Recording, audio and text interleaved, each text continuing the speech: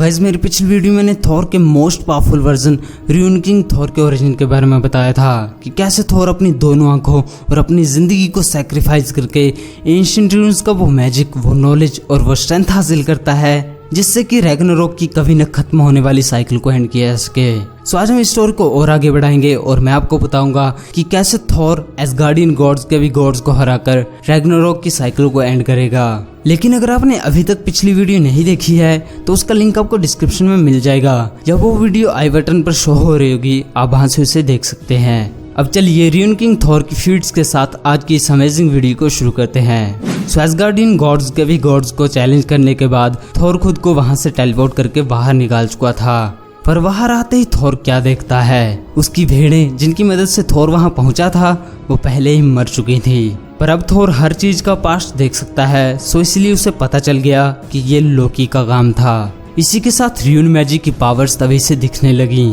और उन्हीं में से एक थी यूनिवर्स के हर लिविंग बीइंग और हर जगह को देखने की पावर। सो इसीलिए थॉर सीधा वहीं टेलीपोर्ट करता है जहां लोकी भी मौजूद था, यानी वैलहला। लेकिन जैसे ही थॉर वैलहला में एंटर हुआ वैसे ही मैंगोक अपने कभी न खत्म होने वाले एंगर और हेट्रेड के साथ थॉर पर अटैक कर देता है। और जिन लोगों को नहीं पता कि मैंगोक कौन है तो उन्हें बता देता हूँ कि मैंगोक को आप डीसी के डूम्सडे की तरह कंसिडर कर सकते हैं, जिसकी पावर्स का सोर्स उसका एंगर और उसकी हेट्रेड है। और जितना उसे मारा और गुस्सा दिलाया जाएगा वो उतना ही पावरफुल हो जाएगा। बाकी मैं आपको र्यून किंग थॉर की नेक्स्ट वीडियो में ये बता दूंगा कि क्यों ओडिन भी मैंगोक से फाइट करने से पीछे हटते थे।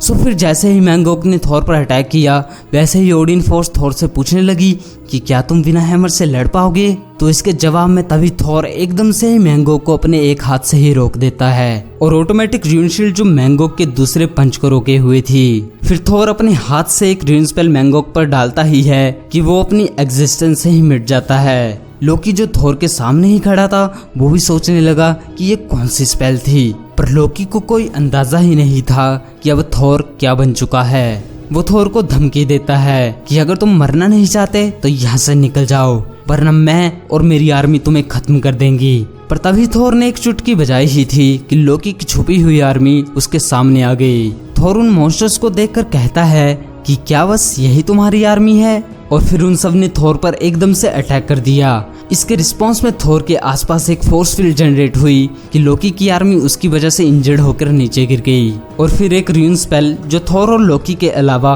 पूरे वैलहला को तबाह कर देती है, साथ में लोकी की आर्मी को भी।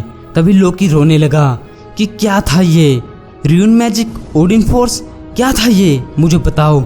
थॉर बस यही कहता है कि जो सब तुमने आज तक किया था ये उसका रिजल्ट है लोकी। और फिर थॉर लोकी के सर को र्यून मैजिक से उसकी बॉडी से अलग कर देता है, जो कि इम्पॉसिबल था क्योंकि लोकी अभी भी जिंदा था। तभी थॉर कहता है लोकी मैं तुम्हें इस तरह से नहीं मारूंगा, पर जब तक मैं रैग्नारोक को खत्म नहीं कर दूंगा तब तक तुम मेरे साथ रहोगे। और फिर थॉर लोकी को अपनी बेल्ट में लगाकर लटका लेता है। इसी सब के साथ थॉर आगे पहुंच जाता है सर्टर के पास। सर्टर थॉर को देखकर हैरान था और कहता है, तो थॉर सन ऑफ ओडिन और मेरे दुश्मन का बेटा, क्या तुम मुझसे यहाँ लड़ने आए हो?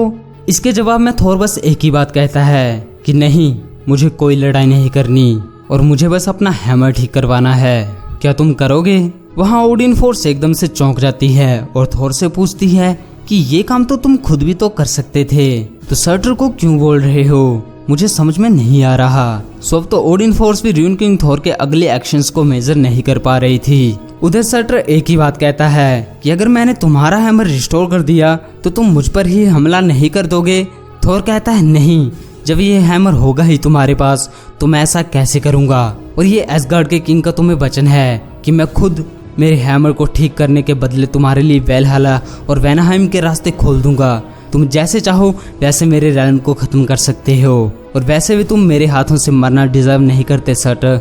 सो सर्टर को अपने हैमर के बदले एसगार्ड पर हमला करवाना थॉर के प्लान का एक हिस्सा था, क्योंकि रैग्नारोक के हिसाब से सर्टर ही वो तबाही एसगार्ड पर लाएगा जो एसगार्ड को डिस्ट्रॉय करेगी, चाहे फिर उसे शुरू किसी ने भी किया हो। सो सर्टर थॉर की बात मान गया और उसने हैमर को डिस्ट्रॉय कर दिया। इसी के साथ र्यून किंग थॉर हैमर के एक ब्लास्ट से ही नदी के बीच एक ऐसा रास्ता बनाता है जो पानी को चीरते हुए सर्टर की आर्मी को सीधा वैनाहाइम पहुंचा दे, जहां सारे बचे हुए एसगार्डियन खड़े थे जो बस अपनी लास्ट बैटल की तैयारी में थे।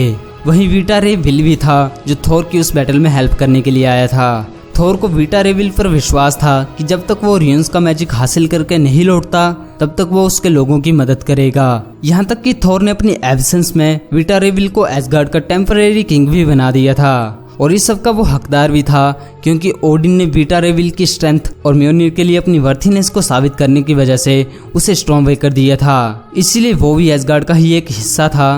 पर फिर भी अगर वीटा रे विल उस बैटल में मर जाता तो थोर कभी भी खुद को माफ नहीं कर पाता। इसीलिए उसने वीटा रे विल को दूसरे रैम से ही टेलीपोर्ट करके स्पेस में भेज दिया और फिर टेलीपैथी के थ्रू उससे समझाया कि जितना तुमने मेरे लोगों के लिए किया है वो सिर्फ एक भाई कर सकता है। मुझे पता है कि तुमने मेरे लोगों का साथ देने के लिए कसम खाई थी और उनके लिए तुम जान भी दे सकते थे, पर बिल ये मेरे लोगों का एंड है और मैं तुम्हें वहां मरने नहीं दे सकता। इसीलिए अपने घर वापस जाओ, वरना अर्थ के मेरे दोस्तों और तुम्हारे बिना मुझे याद करने वाला कोई बचेगा ही नहीं। वो भी थोर की फीलिंग समझ गया, इसलिए वो वहां से अपने घर वापस चला जाता है। फिर आखिर में हम देखते हैं पूरा एसगार्ड जो डिस्ट्रॉय हो रहा था। अब थोर के लिए बस एक आखिरी काम बचा था, उन्हें हराना जो शैडोज में छिपकर बैठे थे, यानी एसगार्डियन गॉड्स के भी गॉड्स। सो इसलिए थोर सीधा वर्ल्ड ट्री पर पहुंच जाता है जहां पूरे एसगार्ड की हिस्ट्री लिखी हुई थी, वो भी एक नेवर एंडिंग साइकिल में जो रिपीट होती रहेगी, यानी एसगार्डियन गॉड्स की फेट्स। वहां ऊपर पहुंचते ही थोर से कहा जाता है, Thor son of Odin, son of Asgard, हमें पता था तुम यहाँ आओगे, पर ध्यान रहे तुम्हारी पावर्स यहाँ काम नहीं करेंगी, तुम अपनी फेट्स चेंज नहीं कर सकते।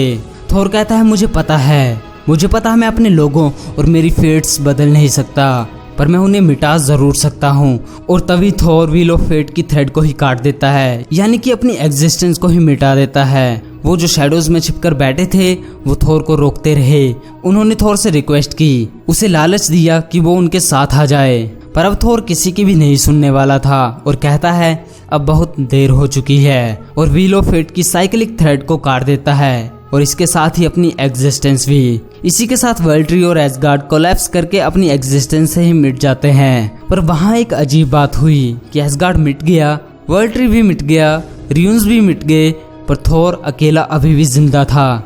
बस वो यूनिवर्स के साथ एक हो चुका था और डीप स्लीप में था, पर अभी भी जिंदा था और सब कुछ देख सकता था।